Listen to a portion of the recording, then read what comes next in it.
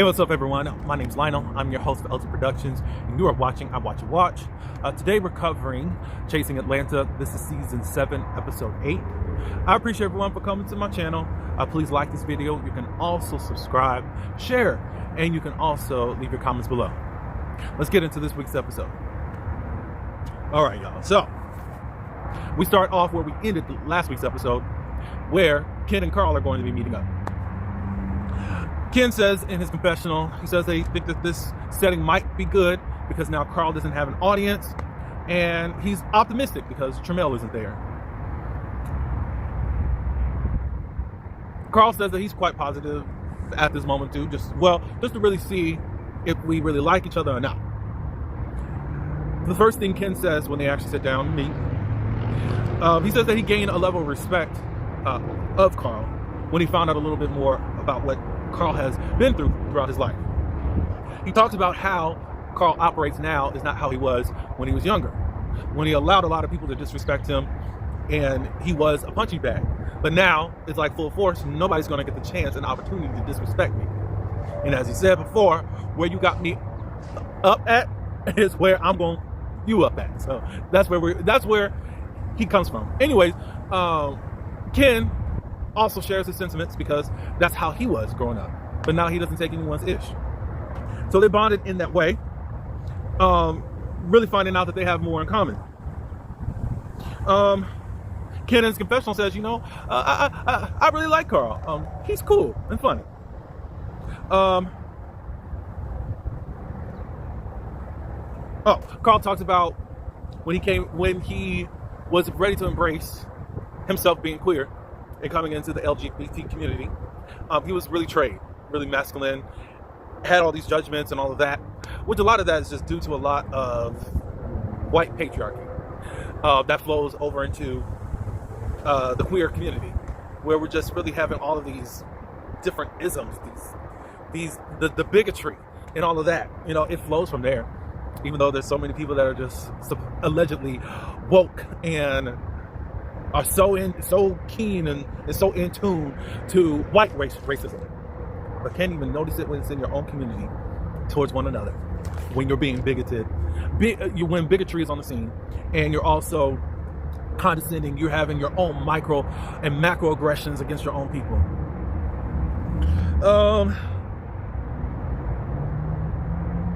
Where the disconnect came in at. Well, first, Ken said, I thought me, you, Sammy, and Tramell, we was going to connect because we're all musicians. We all did the same thing, rap and all that. But he had this idea of possibly all of them coming together and it'd be somewhat of like a pass the mic type of situation. I'm thinking possibly some type of freestyle type of situation, and I think that would be really cool. And they just float and do their thing. Then they talk about what the issue is as far as when Ken said that Carl and Tramell don't like me, so don't invite me anywhere. They believe everything started at the cookout. I think Ken said that when things just kind of went left. Then when he had a one-on-one with Tramell, he thought everything was going to be cool with Tramell, and all I got to do is work on Carl, which I'll get through my stuff before I make my commentary. And then he said something. And then when Tramell did that, what is that, Ken? All you've been saying in these last couple episodes is Tramell throws a rock and hides his hand. What's the rock? And then you said in this episode, that. What is that? And I'm getting a lot more aggressive because it's really not making any sense, and I'm really annoyed. And I'll just say this. One critique I have, because it comes up later on in the show too, of this show, is that y'all talk like we know what's going on. And I know you're having a conversation with people, but I think that although this is a reality show, I get it. But you guys aren't really relaying the messages and talking like you're on a show. And please, I understand. I want it real and authentic, but quit thinking that we know what you're talking about. And at least from what's being shown, you're not being that descriptive even in your confessionals. That would help me out. So thus far, I still don't know what your problem is with Tramell. Carl did say, sometimes Tramel could be shady and he don't even know it. He's been shady to me sometimes. Like, what, you want to fight? It's like, in that way.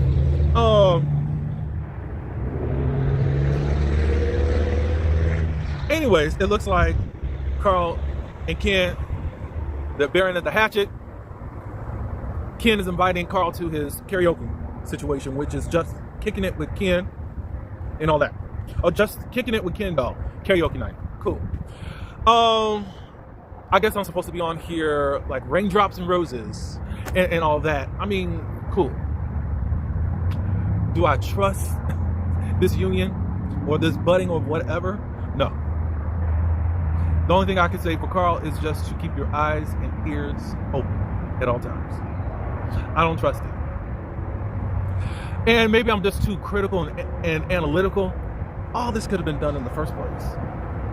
Because there was no reason for any fallout in the first place. You didn't know each other. And you went all the way to the conclusion, they don't like me, so don't invite me anywhere. Don't invite me anywhere where they're at. And then you broke it down more at the lemon squeeze of outside of this situation, meaning the show. Don't invite me anywhere. I'm always going to be convinced that certain people on this show do not want Carl, Tramel, and Afia. Just like I said last week on this show. It's very evident about Afia later on in this episode. We'll get into that in just a second. But anyways, I don't trust it. I feel like there's a divide and conquer type of situation happening.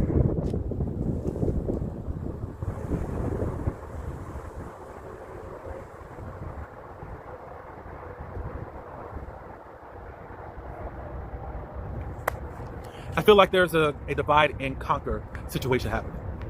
They spoke about this weeks ago. I think this was like episode 4, maybe 5, when they were like, those two are of the same kind, Tramel and Carl.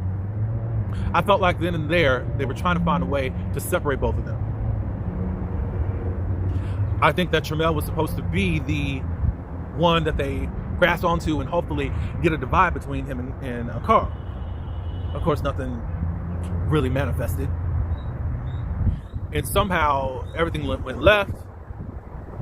Kendall became the I don't want to say sacrificial lamb, but the one to step up and say, okay, we got to do something because we got to get these folks off the show. So then he came up with this weird plot to act like they're the misfits, they're the one causing all these problems. I'm not inviting them anywhere because there's always chaos and confusion. I mean, when you look back at Dominique's birthday party, all he did is ask some questions. No arguments ensued, none of that. It was just, hey, you were saying this, da-da-da-da-da, so what's up? At Q's birthday party. There was exchange of words, there was a verbal spar, but nothing to the source of, like, there was going to be a fight between Noel and Tramel. Nova has been the main person causing chaos, where there could have been a fight if y'all weren't holding people back. Yet Nova gets to be invited everywhere. There aren't any pep talks with her, so you're going to behave? None of that. Yet y'all been trying to muzzle and police Carl, all because he's telling what's really going on in these chat groups, or the chat group. Because y'all are big ass bitches that won't say it to their faces. I'm cussing you too, sorry. And that is your only grievance against him. And basically, let's get them on out of here. You didn't want them here in the first place, but now you're being aggravating. And now I can't be fake in the background and you're telling people exactly how I feel that I don't want them to know. Enough about that. Until I get a better explanation, I still don't know what Ken's problem is with Tramel. Now, I could go with this theory. Either Tramel didn't kiss Ken's butt, or shout out to Jeremy Speaks TV. His perspective is Ken wants to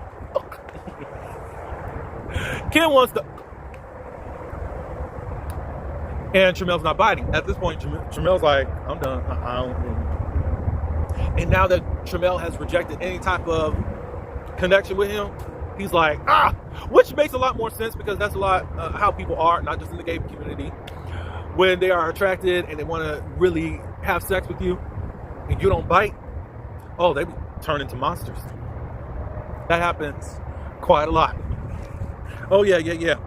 So I'm going to come up with my own narrative until you come forth and actually tell the truth, Ken. But I just think that it's going to make you look crazy in the end when you got to really admit the truth as to what's going on. All right, so just kicking it with Ken. Most of the people have come. Of course, Tramel's not there. Althea's not there. But anyways, Ken announces something. He's having a baby. We find out that Ken has a surrogate, and there's going to be an egg transfer into the womb of his surrogate, a surrogate woman that's carrying his child. Everyone congratulates him and all that good stuff. And I think that that's a cool story to tell on the show. Carl shows up. Everyone's in shock. Q says that I'm really surprised that he's here, but I'm glad that he doesn't have to see his lapdog, Tramel, alone. Look, I'll just say this much. If I saw lapdog behavior, I would actually call it out. I try to be fair. Even if I got some biasness, I'll still be fair. Still probably won't be in your favor sometimes. But what? Can y'all give me one example of when Tramel was being Carl's lapdog? Somehow everyone else can be friends on here and do what they want and back each other up. But Carl and Tramel are the threat. All I can say is that if they were able to be successful to get at least one off the show, the next one would be the target. So that's why don't get comfortable with these folks, because they don't like y'all. I don't care how much they saying, oh, they cool. They don't like y'all. And they didn't like y'all from the beginning and did not care to try to get to know y'all. Some of the cast, they are announcing that they are going to be performing for Pride. Pride in Atlanta happens Labor Day weekend. Ken is going to be headlining and also hosting a private event. Tony, she will be in attendance for the mayor's reception. I guess she has something going on there too, and we'll get into that a little bit later. Tony said that she put everything in the group chat. Nova announces that she's not in the group chat anymore, and Dominique also says that he's not in it either. And they're like, oh, what's going on? Dominique said that my spirit hasn't been right since the lemon squeeze. Why?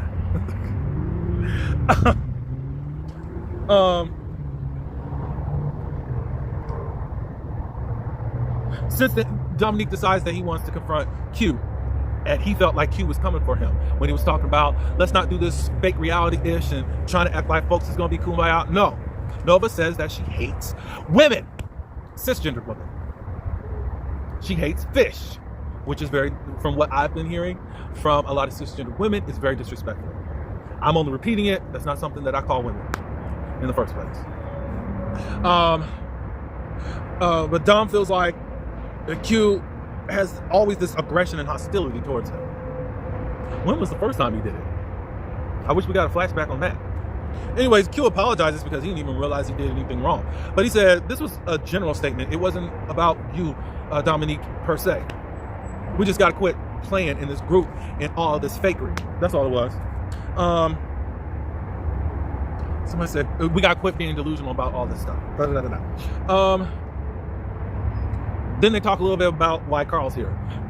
Ken says that, I wanted to get to know Carl outside of the group, which you should have done in the first place. Just like you took the time to make time for Q.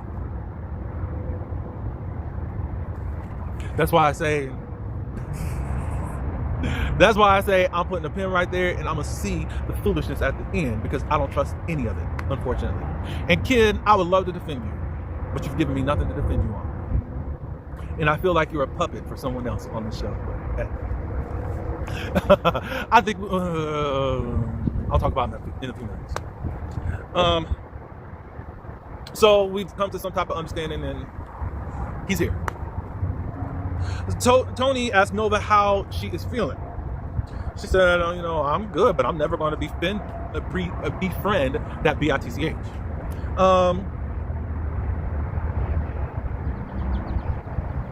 And then Dom had conversations to piggyback off of Nova about, well, she don't really like me because I'm making sure that my girl is good. Has there been some type of pact to protect the trans women? Which is fine. But when you can't even hold your girl to any type of accountability standard, I have an issue with that. Y'all don't even want to acknowledge that that girl was wrong. Why? What is so? But I think Dominique feels a certain type of way because here we go. Sammy does feel like it is unfair that it seems like Althea is holding us under some type of judgment order because she thinks that we've taken a side with this whole Nova situation. Because some people went to go see after Nova and others went after, sought about her, when clearly Nova was the problem. I think during the time, Althea was in her feelings. Althea felt away. And I think seeing it from both ways would probably help them to understand that it's not really you the problem. It's just like, I've been put in this type of position that probably Althea has misjudged. And whenever y'all actually talk to her about it, y'all don't. Y'all just have side conversations, which is very weird to me. Dominique says that I went above and beyond for Althea. And then they start talking about Chuck E. Cheese, which I still don't understand. So since people like to talk in this code on the show, I'm just going to assume that I remember Althea said something about Dominique wanting to take his son out. I'm thinking that was a Chuck E. Cheese date. If you remember during the lemon squeeze, I'm just going to take it as that because, again, y'all talk like we know what you're talking about, and we don't. But then he says, I don't want to talk too much since she's not here. I will address that with her when I see her about the whole Chuck E. Cheese thing. We're in episode 8. You were at the lemon squeeze. You didn't have a lemon. You actually piggybacked off of someone else that had an issue with her to say something.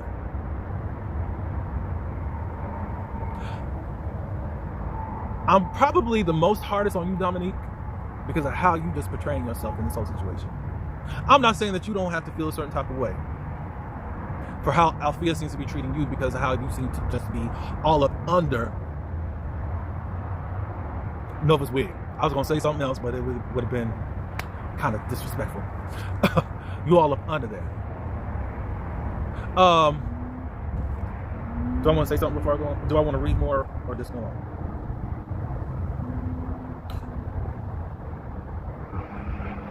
Sammy gets the feeling that Althea is uncomfortable and not really comfortable with anyone. Dominique says that, is she comfortable around gay people? Carl says, yeah. The group, probably not, since this whole situation. This is the thing about what I see from Dominique. Dominique can have your own feelings, your own opinions. I'll never say that much. But I think you got to watch what you say. Meaning this, your words carry weight. And you know you have a certain level of influence. I think you know that if you say a thing, it's probably going to stick a little bit somewhere, or at least put some curiosity in the mind. So after you ask those questions, he says, like, if this may be true or not, but it almost like she's a gay culture vulture. You knew what you were doing, and you can't tell me that you weren't. I think that Dominique can be manipulative. We know you're not up front. It took you 8 episodes to now say what you feel about Althea. And don't say that after the lemon squeeze that this is when you just started feeling a certain way towards Althea. As I feel, and what I'm almost certain about, which I am certain about, that there have been side conversations, which Tony is going to let us know in the next scene. You've been feeling this way from the jump. And I just don't know how I can describe you. Probably everything is not sour about you, but everything's not sweet. Because you put out this thing, oh, I do this, I do that, I help this, that, which could be performative. And it's because of how wishy-washy you can be that I feel like some of the things you do are performative. Cool that you opened yourself up to Althea. I'll give you that. As far as putting her in the show, well, you'll talk about that a little bit later. You put her in the show, all that good stuff. Good for you. Again, if you felt away, that's fine. But to know that you got amongst other people and you've been having conversations and you can't tell me that you haven't, and if anyone backs you up, I don't believe you. And it would only be Nova. But then after you said gay culture vulture, Nova said, ooh, I love that. That's a crafty and manipulative heifer. But she's a Scorpio. So I wouldn't expect anything less from her. Y'all ain't seeing it. Well, some of y'all ain't seeing it. She's crafty. So why Dominique feels like Althea is a gay culture vulture. She shows up to events late to spend as little time as possible with us. She's always bringing a +1, is his second point. And I have not seen her work with any of these gays and trans artists. And at this point, he's saying that if you're not gay or bumping cats, you can go.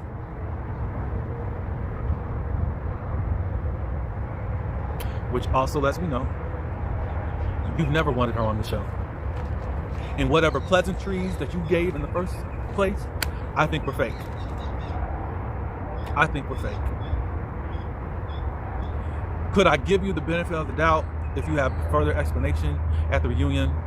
Maybe. But I doubt it. I don't feel like some of y'all are going to show up at the reunion authentically. Y'all are too fake. Y'all are too much of a coward to say what you need to say. You've had all this stuff in you, and then you decide to get some monster brute that didn't have Althea in it to now spew out this gay culture vulture. That don't even make sense. That don't even connect to what we know what a culture vulture is. The only thing that she has done thus far is get hired to a queer platform. That I heard that it's mostly women is the demographic.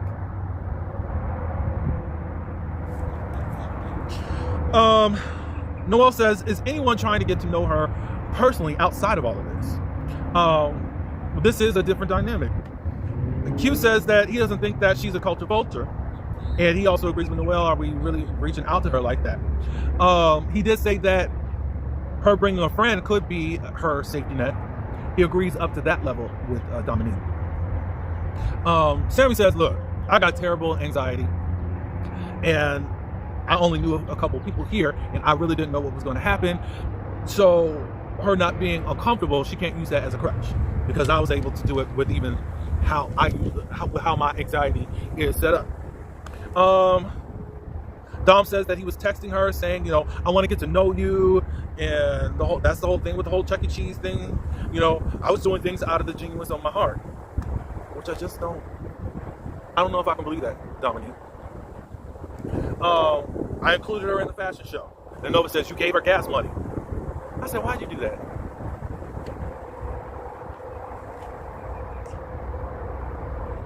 Noel said that I think that we should give her grace. So Dominique says, Noel sent the message to Althea that she can come to Miami. This is the thing. You are really being a coward because you won't tell her this stuff to her face.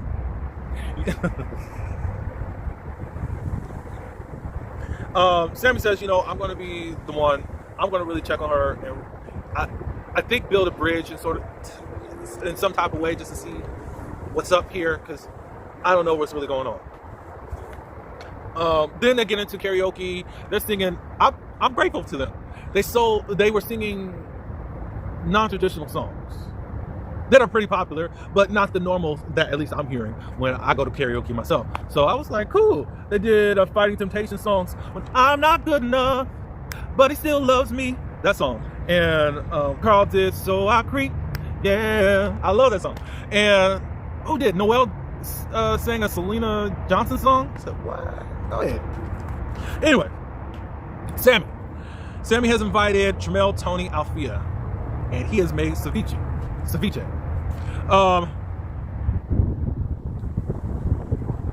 A general question was asked, how do you feel about the lemon squeeze? Althea said, I said, I forgive her. I don't want to be around her. or I'm not going to be friends with her, basically. She didn't say that she wouldn't be around her. Althea just feels like she was cheated to even telling the story. Yes, she was mic'd up. We get that. She thought it was off camera. All of us rookies, and then you got the one that put his heart out there for Althea, saying, if you don't want it on camera, don't say nothing. If you don't want your business out there, don't say nothing. But there's no way to really connect. What was it? Where am I at? Sammy, who is telling what Nova says is her complaint, he's still not sure. He's not sure as to why that this is really an issue as far as the bacterial disease, which she broke it down and now I really understand yeast infection. It's like, you're upset over a yeast infection? You want a yeast infection? I get where Nova would say, well, you're trying to act like, well, I'm a woman and you're not. And I don't think that's what it was. And she's around a lot more masculine presenting gays. And it was just a random comment that had nothing to do with you, Nova. But you took offense to it and you decided to throw her all the way down in the gutter because that's what you felt from the beginning. But you're the victim.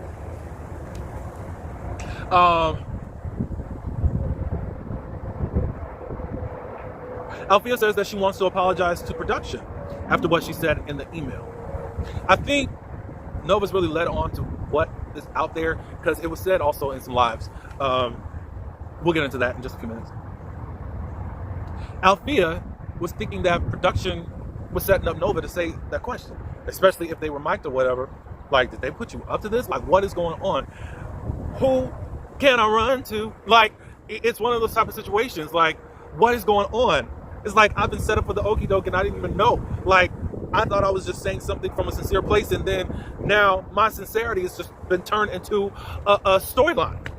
And it's not cool. That's her whole point. Sammy just says, look, do you feel like you're comfortable to be around us? Althea said, yeah. And then Althea in turn says, do y'all feel comfortable around me? Which is a good question. And that is the real question. And the real question is no. Some. Others are okay.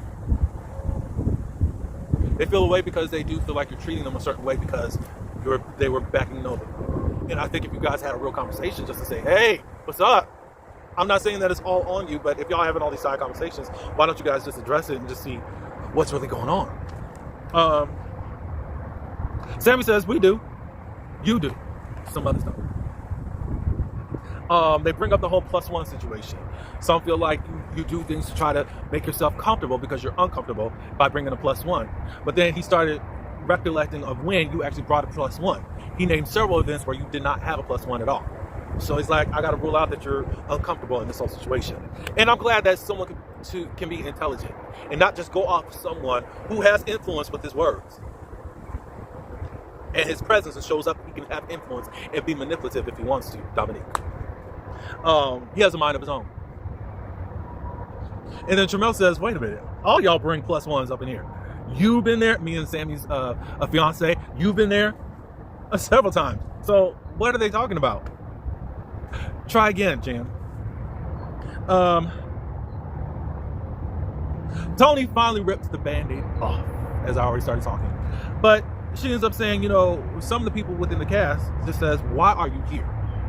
You're not a part of the LGBT community. What is she doing here? And now we know. It's just like, whatever. Althea said, look, I got some real struggles going on. Nova wasn't lying when she brought up what's going on with her financially. What I've learned through some of the lives that Althea's been on, she explains that when she got hired to be on Chasing, she ended up putting her 2 weeks notice in. So she didn't have income. She's struggling. Her baby's father, I think, because I don't remember if she said this. I mean, she don't get much help. Let's just say that much. But I think she's even said, in episode 2 or 3, that she doesn't get much help. But we know that she quit her job. Now, Althea, maybe you just hated that job.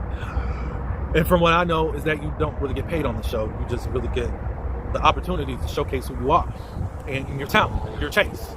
And hopefully better opportunities come that way. So I don't know if you were betting on yourself or you're just like, look, this is my opportunity. This job is going to stand in my way and I hate it anyway. So F you. I don't know exactly your reason behind it, but hey. I'm struggling financially. And for me, I just did not feel like coming around the group and faking it till I make it type of situation. I just couldn't do that for the camera and all of that. My stuff is just personal that I'm really going through. She is in her confessional like, I feel misunderstood and all of that. And she has really been trying to figure it out if this is the place for her as far as chasing. Because she is struggling financially. Like, she just said, so forgive me that I needed time. And I know a lot of people are going to still say it's tough. I know it. That's all I can say. It's good news. So they get on Tramel in this Ken situation since it hadn't been resolved. And Tramel said, basically, I was over it. Y'all let him speak for 20 to 30 minutes. I would love to know what he was talking about because he still has not fully explained himself as to why he's got a real beef. Made up beef.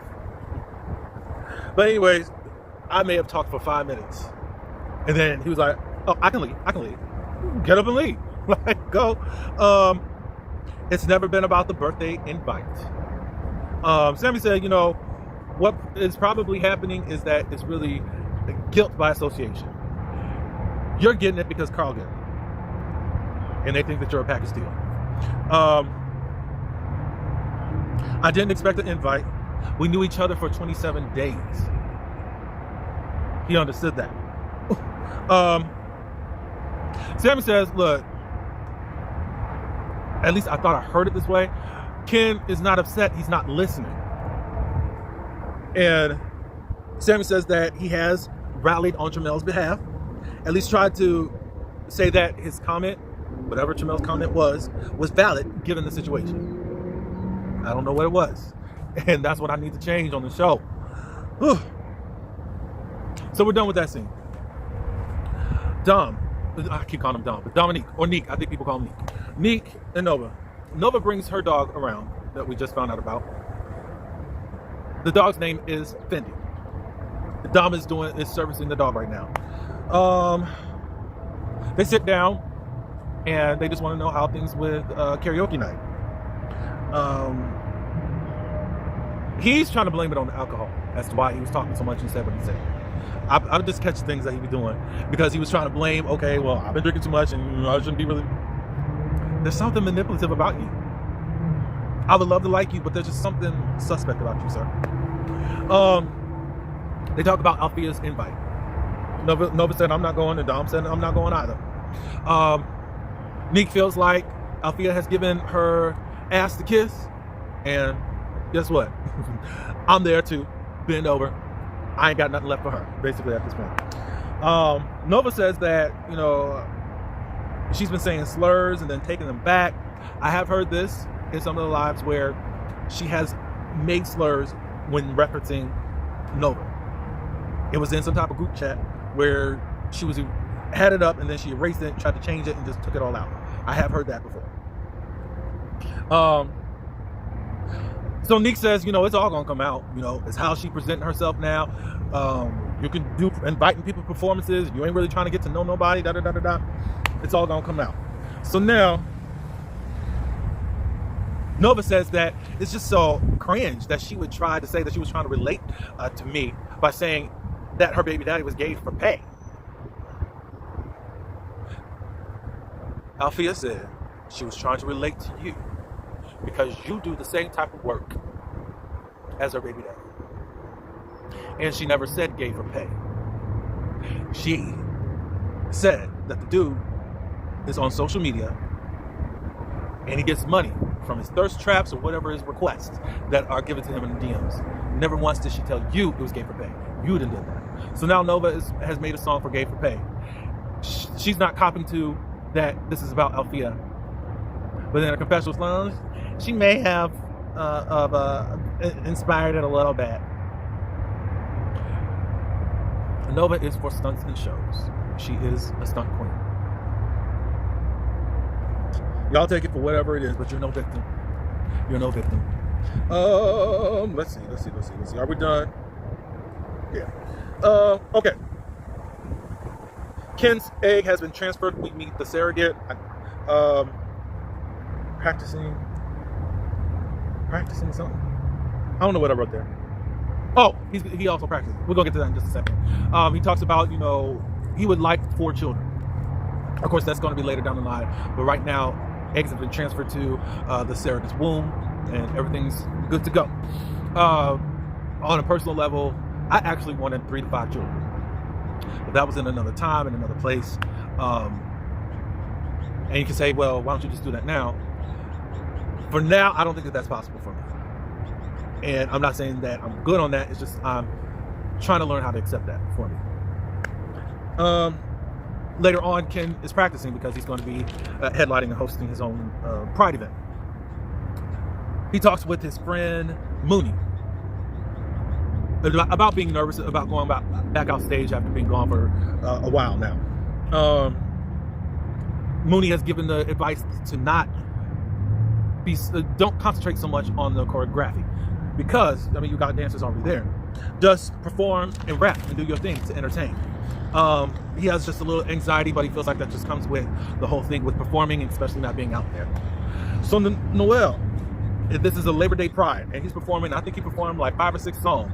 I think Noel did amazing, and I think that Noel has turned out to be underrated amongst his cast, and probably what we thought we were going to get. Because I remember it being said that Noel was kind of going to be overshadowed once Ken got there.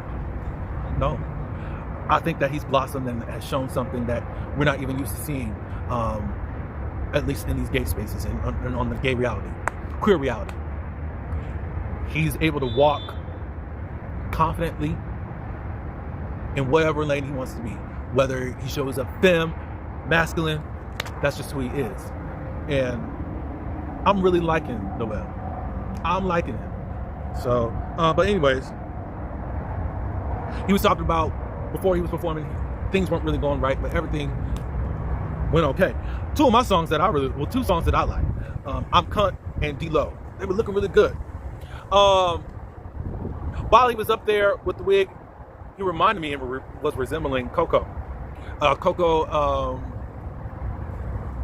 from Fresh Prince, the new Hillary on there. Yeah. He says though, after he got done performing, every opportunity is the best opportunities for me.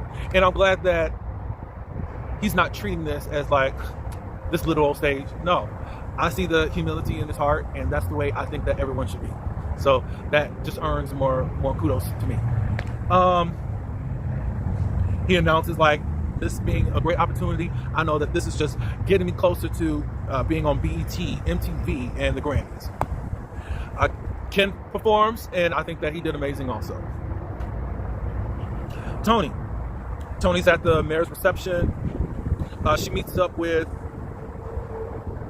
3 of her good girlfriends, Monique, I think it is. Now, I didn't know that Dominique was actually trans. I knew that at least I thought that Dominique was at least androgynous. I don't even know how to say the word. Lord. Could be femme presenting, but not trans. I didn't know that. I only seen her in a couple of commentary videos before. So, but anyways, Monroe Elise, who is also on P-Valley with Tony, and Jada Kimbella Brooks. Tony's meeting with them, and they are really honoring Tony, like, you deserve this, da-da-da-da-da. And she says, I feel, I got imposter syndrome. It's like, it's cool that I'm being honored, but what about Kimbella here? She's already been here, and they're not really honoring her like I feel like she should. I'll say this much about you, Tony. I'm falling in love with you. I am. I love you. I really do. What I will say is that this is just a metaphor. And if anyone that knows anything about the Bible, the New Testament, John the Baptist, who is Jesus' earthly first cousin, he came before Jesus. And he was the one announcing that Jesus is coming really soon. When Jesus came on the scene, that was it. I'm not saying that you're Jesus, Tony. I'm just saying that Kimbella She was the one that was tilling the ground before you got here. I feel like you're the anointed person for this time and for this generation, and the light is on you, and that's why people are drawn to you. I love your spirit. When you come on camera, I love it. I love it. I love all the attributes that you have given to us. I'm glad that you don't forget the ones that came before you and you honor them and continue to do that. I hope you embrace who you really are. No, I'm not. But anyways, embrace who you are. But anyways, the reception is going on and they're honoring Ballroom. I noticed Dwayne, I forgot his last name, but the light-skinned dude, bald head, I know him from Affairs of the Heart, which is a weekly podcast commentary show. So shout out to him. But anyways, they're announcing the panelists for the Ballroom segment. DeBrat is there, Judy. They mentioned a couple other people, and then they didn't mention Tony. Tony was supposed to be a part of the panelists. It was only supposed to be 4. DeBrat, Judy, the mayor, and Tony. And at that point, she's hot. Because what's really going on here? When it comes to when there's an erasure of trans people, of trans women, now you're trying to erase us even from this judging panel that I'm supposed to be honored at. And a part of Ballroom, which I didn't know this, is that a trans woman is the one that began Ballroom. And you just can't just erase us for whatever reason and all that. And she was hot and ready to go.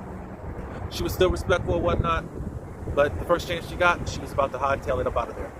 Sammy came to support, but Tony said, I'm going to go. I'm not going to be disrespected like that. Sammy was not hurt, but just, what's the right word to say? He was let down that she wasn't going to be there, but he stayed a little bit while longer, and then Ken showed up. And the last scene is heartbreaking. Ken brings by Dominique, but Ken is kind of like apprehensive of saying what needs to be said, which Dominique, and I'm just paraphrasing, you don't have to be dramatic with me, just tell me. His surrogate miscarried. So it's a heartbreaking thing, and I don't care what anyone says. Yes, we need to pay attention to the mother and all of that who's carrying the child in any situation, but fathers do go through a loss too. It's part of them inside of the womb. So yeah, so that is heartbreaking to see. I'm sorry for your loss and all of that, and just prayers in that direction, and hopefully everything works out better for you when you do pursue, or if you pursue again in this manner. So we're done with the episode. I talked for a very long time. There was a lot to say, y'all, but yeah, I'm not really feeling Dominique. I'm on watch with Ken. Those may be your 2 favorites. Y'all can get in the comments and windmill if y'all want to. But y'all can give me your feedback on what you think. But I just think that there's too many fakes. Just step to the plate and say what needs to be said. You got it. But anyways, I'm done because I'm going to go to another rant. I appreciate you for sticking with me. Like, comment, subscribe, and share. And until the next one, peace.